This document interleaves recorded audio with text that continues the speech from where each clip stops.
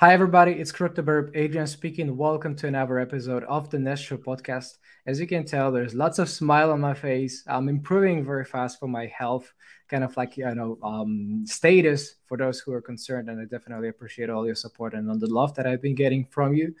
And in this continuation of this very amazing series that we relaunched of the Nest Show podcast, I'm meeting my dear good friend and an amazing analyst and a person who always makes me laugh so much in the market and an amazing professional also in the cryptocurrency and outside in the financial markets overall. Ladies and gentlemen, I'm talking about Douglas Boneparth. Doug, who's actually president on Bonefeed Wealth, who's a CNBC Advisor Council member there, an author for the Millennial Money Fix, and also founder for CryptoDrip. And well, what can I say? Welcome to the show. How's it going, Doug? It's going great. It's good to see you again. Glad you're feeling great. Just going to be the best part of my morning today. So thanks for having me on again. Hopefully. Amazing. That sounds good. And well, basically, I wanted to kick off with a very simple yet complex question, if you will, because how's 22 been treating you so far? How's it been going? That's a really good question. On the personal front, it's good. Everything in at least my life revolves around the kids usually. So if they're happy and alive, things are going really well. If not, then we got some trouble. So they're happy and doing their thing. They're just good kids. And as far as business goes and the markets are concerned, who would have ever thought that through a global pandemic, at least from a firm perspective, we would have our two best years back to back. It's kind of something where you didn't really expect that, and sure enough, we're glad we did. But it's one of those things where I don't know if we can even celebrate just with how busy we are and what the temperature is, and the kind of the social climate is around us. So I've been grinding pretty hard for 2+ years, and we get into 2022 where we're hoping for some relief, and absolutely none to be found. Completely different ball game. We have geopolitical risks in Ukraine and Russia. We have some steam blowing out of the top of multiple parts of the market, dislocation occurring, supply chains still disrupted, inflation's the main headline. Can the Fed get it under control? Can we get the morphine, of bond purchases and low interest rates out of the arm of the markets and the economy? That's a lot. There's even more. There's more to it than that. Over on the crypto side of things, we're getting into the maturation, right? Or just starting the maturation of decentralized finance, which honestly I think is probably one of the most exciting themes, in 2022 thus far. We've been around the space for a while. I'm not a 2017 OG. I'm a 2013, 14, OG of Bitcoin and being indoctrinated in crypto. And it's hard not to look back at this and say, like, wow, we have senators, representatives, governments, the president, not just, ideas around regulation, but actual, laws being created 3-4 years ago. No way no way any of this was being talked about. So if you plotted, that on a curve, it's so steep right now. And it kind of, even for people who are, in the ecosystem of crypto, there was kind of always that little, less than one, you're bought in, but there's still that less than 1% chance, someone's going to, Satoshi's going to jump out of the bush and be like, gotcha, it was all a joke, haha. And that 0.1% or less is now, zero. It's not going the other way. I can't speak for everything else, in the crypto ecosystem, but the maturation of it is probably one of the coolest parts relative to all the craziness that's happening so far this year. Look, stocks do go down. Technology play, as far as, the work from home COVID stocks, we've seen, that part of the sector come back to reality. We are starting to see things that, are taught to you in finance textbooks actually play out again in the real world versus, what we've witnessed over the last 2 years, which is none of this makes sense. Meme stock, that doesn't make any sense to me. These valuations across technology are not making a lot of sense. What are we getting wrong? Has the paradigm really shifted here? And I think the paradigm has shifted in a lot of things. at a macro level because of COVID. But at a fundamental level, it's really hard to get fundamentals to forever be altered. That's why they're fundamentals. So obviously, super interesting year. We'll thrive nonetheless. We'll grow nonetheless. I really wonder what's lurking around the corner for us. I think eyes really are on whether or not we can control inflation, we can get supply chain, and I'm getting ahead of myself, but what I've been asking myself over the last many months now is how much is rising costs related to the disruption in supply chain from COVID that continues to be a persisting problem, and how much from the actual money printing and what we've done to deal with COVID on policy and just flooding the market with liquidity. It's hard to separate these two things out because supply chain will get fixed, but how we deal with liquidity is a completely different problem that needs a completely different solution. And those two things are kind of, I think they're conflated or joined together, and we just don't know. We just don't know. So when we get some clarity there, we might get more clarity in the markets, or at least an understanding of what the end game looks like. I think it's hard landing versus soft landing into cooling down the economy. The R word. I hope I'm wrong. I'll set a reasonable expectation that it's looking like that over the next 12 to 24 months. But if we, what if it just rips another 10 years? I don't know. That doesn't seem, rational. But then again, everything has been pretty irrational. So that's my 2022 take. Well, this is well, pretty concise to start with, but well, I'm saying pretty concise because there is factually so much going on in terms of barely pandemic has ended, right? Well, officially the countries are, of course, taking down the regulations that masks, unmasking overall global. I think even this is also going on, except for some well, more local instances, just like in China, they were having some Shanghai lockdowns back again. So I saw some recordings which reportedly were true in terms of how people were massively objecting, well, and basically, not really happy about that, and no wonder to it. But it is out of question that there is just so much of this overload, and like I said, barely pandemic has ended, you already have entered freshly into this new kind of like a topic on everybody's kind of like lips back again, for the Russia-Ukraine, right? Unluckily, of course, this is a huge, I think, global threat. This is not just a local threat, the way I see it in Poland, right? Me being the neighbor to Ukraine, but it's actually impacting, just like you said, global oil prices. It definitely impacts the way that the markets behave. If we were watching, the Moscow exchange, like all the insanities that you could never find in textbooks were going on up there.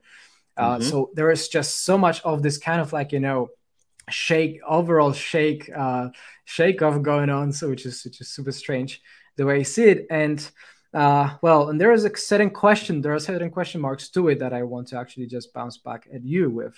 And well, basically, we are talking about what's happening, of course, on the equity side, in the tech industry, on the overall defensive stocks, kind of like piling up.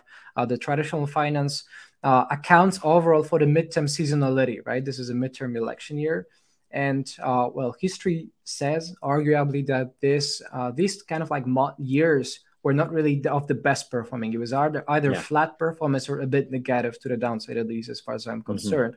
So accounting all of that and those entire flood of words from my mouth, like, do you actually think, there is this R word recession coming up because of the inverted yield curves, and this impacts the actual bear market or just the stagflation? Like, what is your overall outlook for what's ahead 2022? Yeah. I do think, and listen, your guess is as good as mine. No one can predict the future here.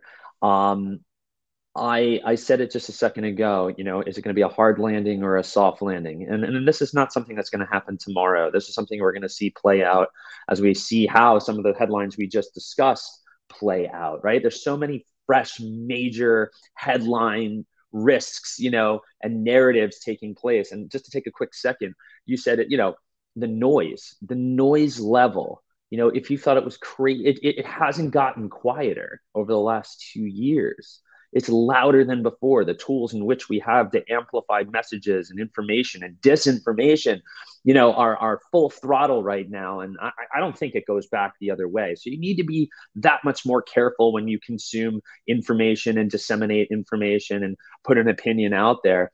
Having said that, again, I said 12, 24 months to see if we go soft or hard into a recession. I don't want to, I don't want anyone to lose. I don't want anyone to lose jobs, money, all of that. I'm an optimist. I'm a, shy of a perma bull, long term, definitely, as bullish as it comes. You got to be. I mean, can you imagine not being? I mean, that's kind of a sad life. Sorry, Bears, but like, you only get to live one time. So, make the best of it here.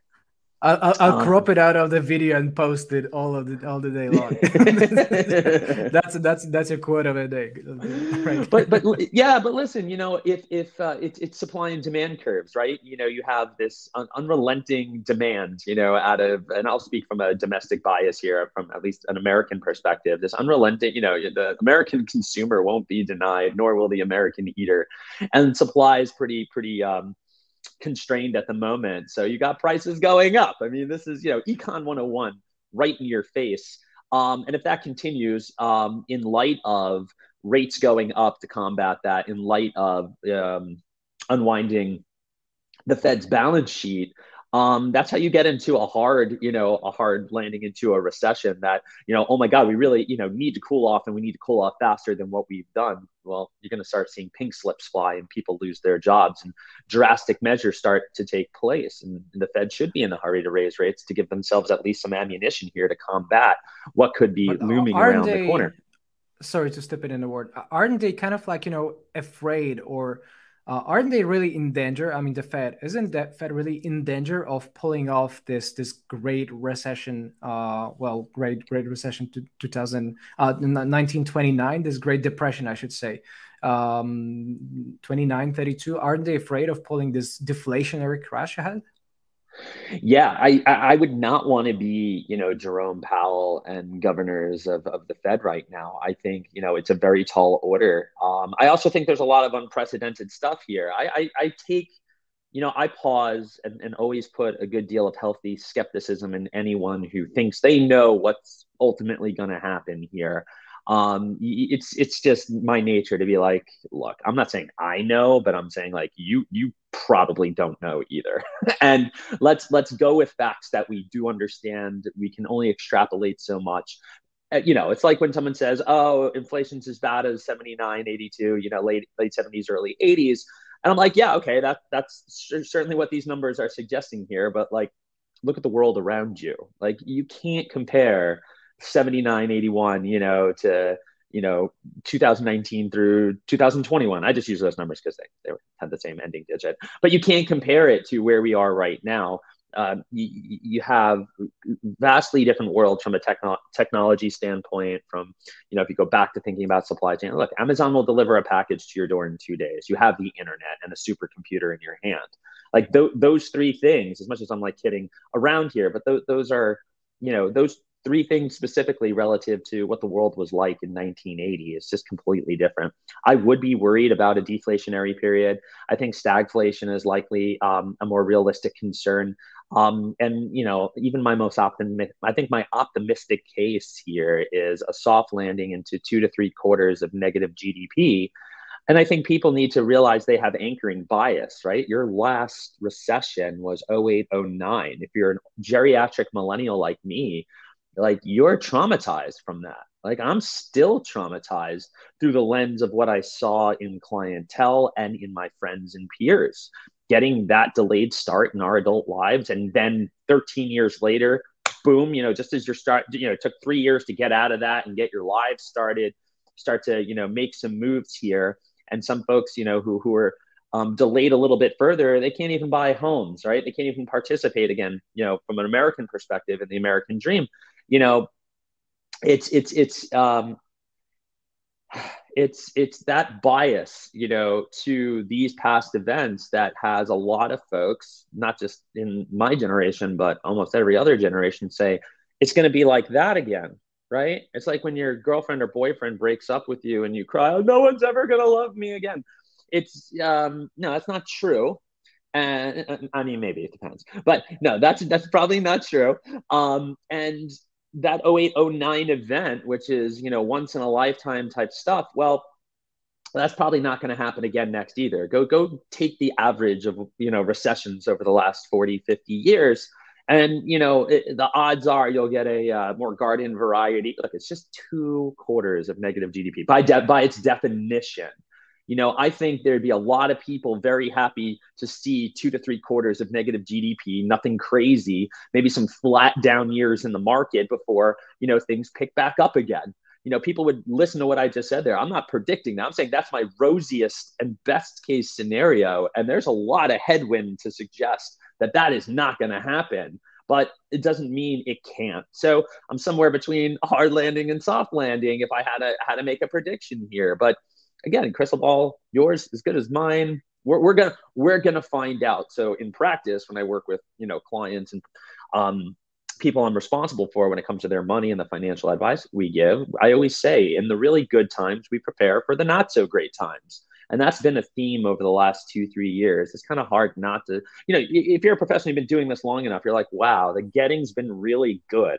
And not just in the last 2, 3 years, but we're talking in this cycle, right? Since 2010, when we started to come out, and we start getting to full recovery mode here. And look, there's still a lot of things that didn't recover as well, whether it's wages and just the gap that seems to be widening between, the upper class and the lower class, like the middle class is continually getting, the short end of the stick, and the housing market is a really good indication of that being true. Gotcha. I mean, this is, of course, a lot of very interesting economic insights. And on top of that, just to add to this craziness on the actual, more positive side, I think, of the things you get such, kind of like unexpected, just coming out from, let's say, Elon Musk, just like we discussed before the show, right? Where I quote, he, as Exhibit B actually attached to one of his links tweeted in terms of Twitter proposal to purchase Twitter, and I quote, to the chairman of the board, Brett Taylor, Elon Musk says, "I invested in Twitter as I believe in its potential to be the platform for free speech around the globe, and I believe free speech is a societal imperative for a functioning democracy. However, since making my investment, I now realize the company will neither thrive nor serve this societal imperative in its current form. Twitter needs to be transformed as a private company. As a result, I am offering to buy 100% of Twitter for $54.20 per share in cash at a 54% premium over the day before I began investing in Twitter, and a 38% premium over the day before my investment was publicly announced. My offer is my best and final offer, and if it is not accepted, I will need to reconsider my position as a shareholder. Twitter has extraordinarily potential. I will unlock it. Signed, Elon Musk." So what do you think about that? What do you take out of this? I mean, it's just like classic Elon Musk. I just finished watching the, Return to Space Netflix special. And when I watch Elon Musk in that capacity, star boy Elon Musk, I'm always captivated. I'm always finding myself being, a huge fan. And I'll simp for Elon in that regard because, obviously a genius, obviously the coolest builder that we have. The guy can do the math. Everyone's like, he's Tony Stark. He kind of is, it's as cringy as that is to make an Avengers reference that's been made 1,000 times over. It's like, it's kind of true. It's really captivating, and it's really refreshing to see, particularly a young, builder with so much that he's accomplished in getting stuff done. Like, the guy gets it done. He's got reusable rockets. I mean, go watch. It's hard not to say to yourself, wow, just overall wow, and your heart swell a little bit. And that Elon Musk I love. And look, truth be told, I like trolling, horrible meme, cringy, Twitter Elon Musk too, because he's a special guy. You're not going to get normal type behavior out of someone like that if you can just calibrate your expectations to that. Now, on the topic of Twitter, it seems like it's been a year now, but it's only been a couple weeks And yeah, it's only there you go. Yeah, I mean, it's gold. That's literally gold. Um, it's only been a couple weeks, on week two of the Twitter Elon arc. I was talking to friends, other very funny accounts on Twitter, and we're all just like, thank you for the material. Number one, this gives me constant, ammunition to get some funny things out there. But I don't know. I love Twitter. Like it's my forum too. And I actually spent an hour and a half in a Twitter space talking about, just really smart people speculating, on what this all means and why, whether it was altruistic purposes to, bring free speech. There's that narrative. Is he looking for data from Twitter to, understand, how maybe autonomous driving function, traffic flow for the data that they need to drive cars autonomously. They're, I don't know enough about it, but hey, it sounds cool. Maybe that's true.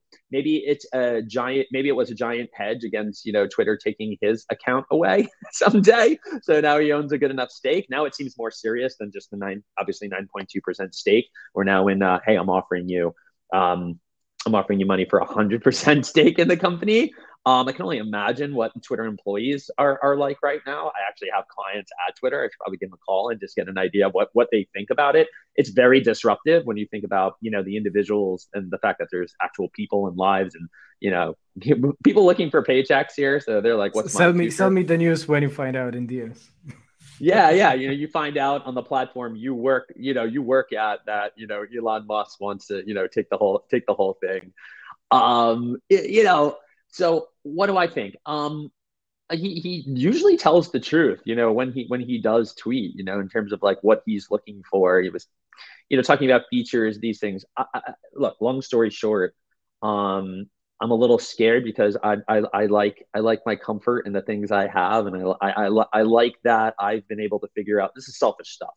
I figured out how to use Twitter in a way to my benefit. It's financial comedy, it's pretty benign. I'm just trying to make people feel better in their day and give them a chuckle. And, they're like, oh, I love how I can learn what's going on in the financial world through some kind of humor. I don't know if it's that deep. I'm glad you're learning a thing or two. I'm literally just trying to, get you to chuckle. But yeah, if you're learning something there too. So what if that changes on me? Like, I don't want, I don't want Elon to move my cheese, right? But at the same time, I can open my mind to maybe it gets better. Maybe it gets better for me. Maybe it truly does turn into a better environment.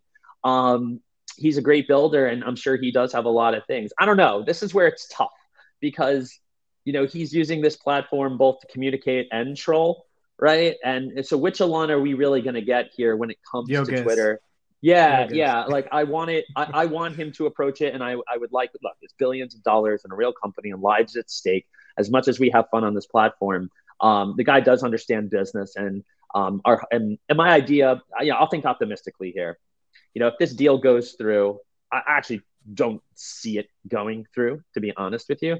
But if it does, what would an Elon run Twitter look like? It's probably going to be dope. It's probably going to be very different than what we have.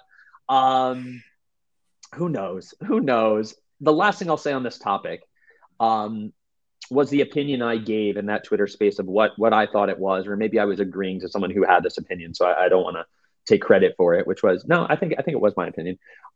He's very good at buying narratives. And this is the crypto themed podcast here. He did this when he put the $1 billion of Bitcoin on Tesla's balance sheet.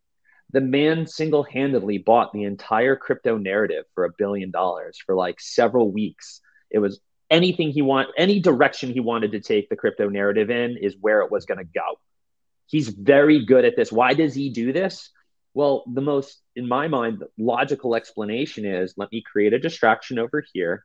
That was $1 billion, and he made money, and he makes money on these things, right? He made money on, purchasing Bitcoin. He made money on his Twitter, stake, right? And a lot of money too. So I think he does this to maybe create a distraction because he knows he can pull people's attention over here, buy a narrative, while he does something very important over here that maybe he doesn't want you. He's got to get business done, and he doesn't want you looking over here because at the end of the day, he's running multiple companies. God knows how many hands are in I think of Department of Defense. I think of like really the players involved in things that, that have to do with blasting rockets into space from a defense point of view. So, maybe it's to get the pressure and heat off something over here. So why not, go mess around with, my favorite platform to, communicate on and troll people on and post memes on. He loves it. He clearly does. But maybe we're all just getting played by Elon here and getting caught up in this news while he's, figuring out, cold fusion or something like that. I get. So do we like memes too? And actually, following your tweet from earlier today, as the break-in, Elon Musk offers to build Twitter edit button for $43 billion.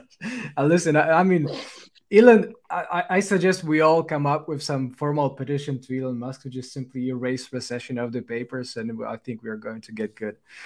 This is pretty insane. Yeah, we'll be fine. Just let him. Just let him take over. Let him take over the SEC, the government. I'm sure there are a lot of Elon Musk fans that would be okay with this guy being world emperor. Insane. This is nuts. A little much, guys. Yeah.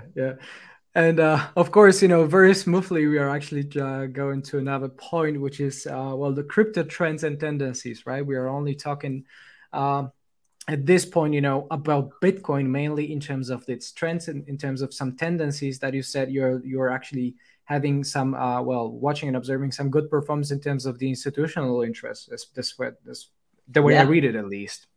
Yeah, so let's talk about that for a second. Yeah. Yesterday I was talking with some folks about the idea that crypto is getting into a maturation stage where, like, I feel like we've gotten to a point now where, like, the raw speculation of its survival is done with. That it's here, and I'm sure enthusiasts like myself would have said it's been here for quite a while now. But this is really where I feel this is the great thing about, now I'll link Twitter to this. The great thing about Twitter is you and I, once you get a big following, the power is seeing narratives and seeing information shifts. You get large enough of a sample size, and you're addicted to it enough to literally see it like the Matrix. You can kind of feel these shifts based on who you follow and your own audience. Now, tying that over to like the maturation of crypto, I do feel we've entered this phase. We can take this in a number of ways. I'll go and stick with Bitcoin here. The first thing I look at is how has the decentralized finance, world latched on to the traditional finance world. Follow the money, right? I think that's the first thing we want to do to see the seriousness of anything is, where the bucks are going. There's too much going back and forth. It's latched on good. There's way too much money flowing between traditional finance and decentralized finance by way too many important people and institutions, at this particular point. So I don't think there's any going back from that. And I think that's a pretty bullish thing. Specifically with Bitcoin, I view it very simplistically as digital store of value. You'll call it digital gold.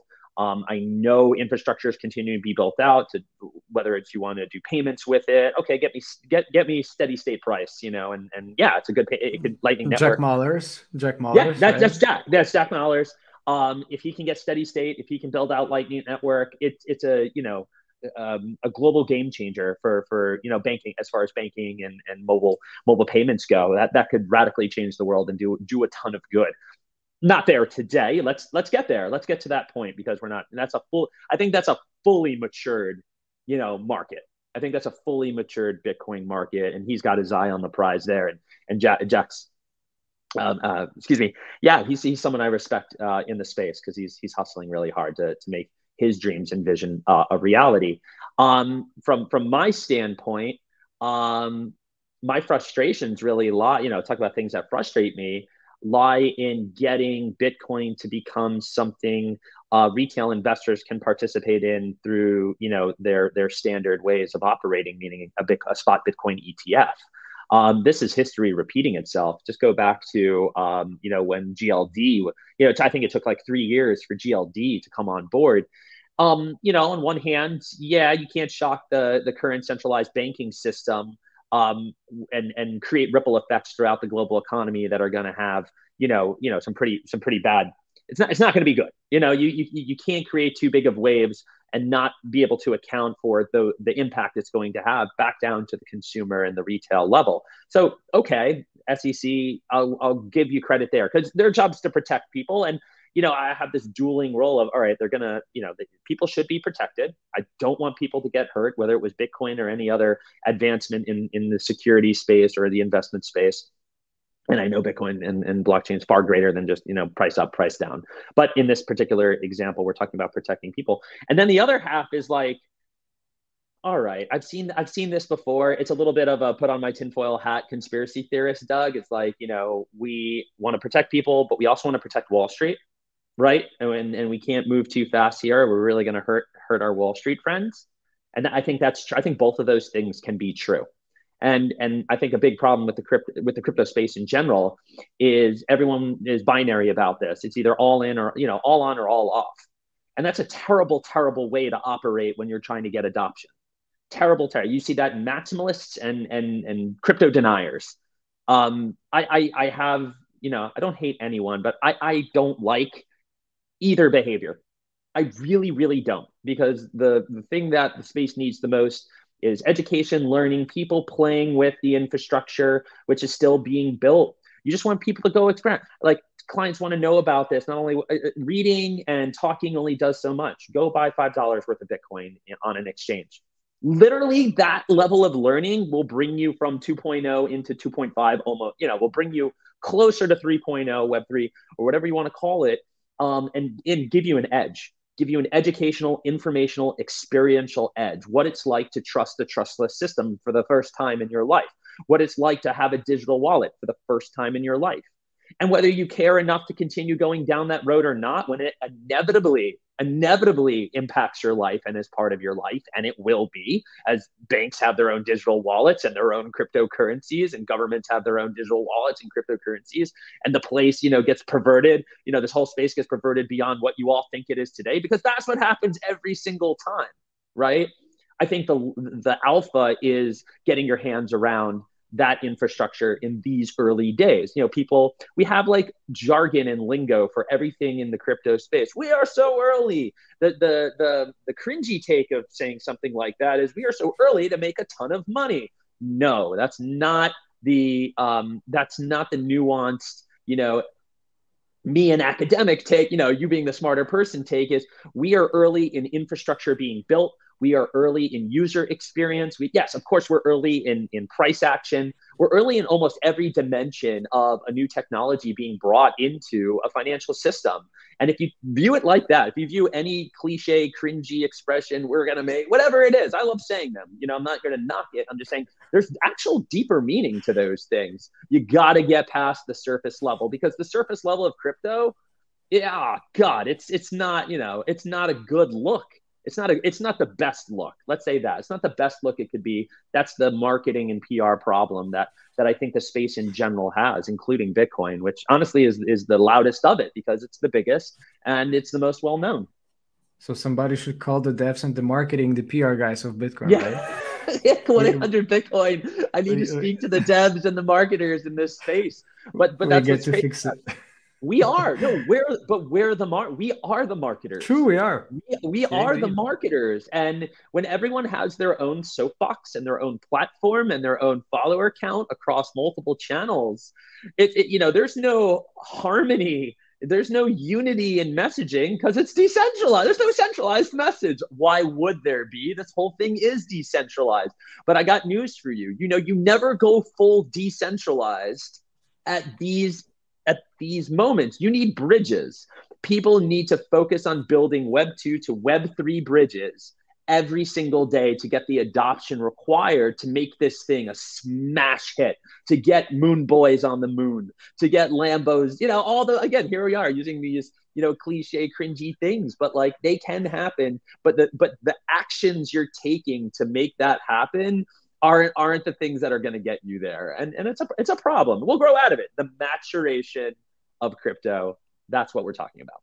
I love it. This is a very comprehensive, fundamental outlook. Do you at all kind of like care about the market technicals? Do the institutional clients care at all about the market technicals? On Bitcoin or crypto specifically? Yeah, you're not Bitcoin, gonna. let's start with, yeah. Yeah. You'll kick me off the podcast after this. No, I don't view it at this stage of the game like that. I don't disvalue or discredit any technicals that I see. In general, I'm not a technical investor, even on traditional finance. So it makes sense that I really wouldn't follow through on that into decentralized finance. This is not a statement saying I don't believe in technicals. It's just something that when I look at how I budget my time and the research that I do get when I make recommendations around investments, it's not something I lean on as heavily as more fundamental and macro takes of where I think things are going. And that's largely because my clientele, my investors are young and have a ton of time on their side. They're our age. So fortunately, we can go super long, and it gets a lot easier to say, hey, you want to buy and hold something I think it's going to appreciate very well over time, whether that's just tech in general or Bitcoin specifically, or any market leader that you think is going to be around for the next 20, 30 years because they're a disruptor or a first mover and they got the better product or tech or service. I can rely pretty well on that to make a really good, or hopefully an informed, investment decision without whipping out charts and drawing 8 lines and then realizing I don't know what I'm doing here. Like I'll call you up, and this is a great part about having friends who are market technicians. I'll be like, look, am I missing something? A client did ask me to go to that level of analysis, like help me out here, and that's my job. If I don't have the information, I'll go get it. Got you. No, I mean, listen, you definitely crossed the line, and you're not going to get an invite anymore to the technical podcast. Yeah. Jokes, of course, full jokes. The funny thing is, of course, I think you will never erase this off the paper, so that there's always going to be this more or less academic discussion for whether or not TA works at all. Well, or I'll not. say that. I'll say this: like I've obviously been watching you and folks who pay attention to the technicals and how much more robust the data has become, because it's new, and what you're able to take away from that data and extrapolate from that data. This is the most comprehensive it's been, and I imagine it will continue to get more comprehensive as common theme now again as that maturation takes place. You'll probably find yourself becoming more confident and accurate in your analysis, and that will have people pay more and more attention. So you're doing things on your end. There's a role for everyone. There's a role for everyone, from the technicals to the fundamentals to just marketing and putting the good word out there and getting people to play around with the technology, regardless of what price action is. Everyone can have a role in being, in building a bridge to get adoption into crypto, into Bitcoin, into whatever it is, you're promoting, right? And those are the things that I would love people to focus on, and less on the extreme takes. And, it's like at some point, guys, you gotta grow up and mature yourselves in how you're approaching this. Right. I've seen it all, and I still cringe when, I just see these blanket statement tweets like we're going to 55,000. It's just like, at least give me a chart with some lines, to tell me why you think that. All right, we got a chart involved. Like they spent a minute to actually look at some data. This is fantastic. And it's just like pure promoter. And that's kind of why I said, or why I think we've reached the next leg in crypto, is because it's so easy. And certainly I see this more in NFTs and stuff like that. It's so easy to see builders from promoters. It's so easy. The builders are quiet and dealing with, a tough thing to do. The promoters, we need both. The promoters are loud, right? And doing the easiest, and it's too easy, to over promote or be cringy. And the fact that you can see that so distinctively now shows me we're in the next leg. I better stick to my memes then from now on, not to disturb you with those lines. You're good. No, you're good. No, just as long as they go up and to the right, I'm usually happy with whatever lines you're drawing. That's fine. Same here, man. Same here.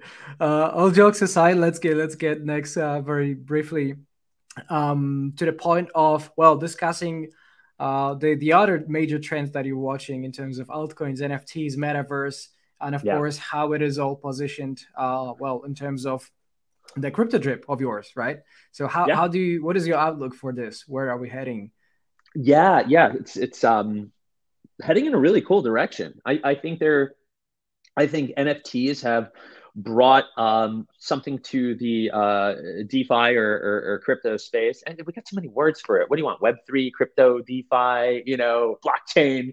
I probably got four. Oh, come on. Everyone on this podcast knows, I can pick one and it doesn't matter. But I think NFTs have done a very good job of showing something greater than just price action, right? The fact that now communities can be built around things. That's still surface level, right? I think it's very surface level to say, cool, I have a $500,000 ape and it makes me feel good and I got clout and social status. Oh, right, I can go to a restaurant or a place where I can get a discount. That's actual utility. All the other stuff I just mentioned, not so much. And so this fervor comes out. Oh my God, you can now visually see, the space and rally around it and trade, 90s kid, baseball cards, pogs, stickers, all of that. I mean, that speaks to my soul. Like, ooh, the kid in me is like, yeah, we're trading shit again. This is amazing. Oh my God, we're trading, $50,000, JPEGs of toads. That's wild, but can't go spend $2.99 on a pack of baseball cards anymore. Got it. But it has shown like the next evolution of where this gets now put into the web space and hence metaverse and creating a digital experience and enhancing our digital lives, right? My kids are going to have a very robust digital life. We are going to already have, here as early adopters, digital lives that extend beyond our reality. And, just like with, and it's kind of like NFTs and that space is a microcosm of what we are seeing in the more macro picture, which I think Bitcoin does a good job representing. And back to NFTs being more of that microcosm of this, because you see the cycle happen even faster, right? Cool, pixelated monkeys, $1 million, and then it's like, whoa, this is all fun. There's too many PFP collections out there now. You can only trade so many images. The idea of utility now comes out. Everyone's saying that word over and over again.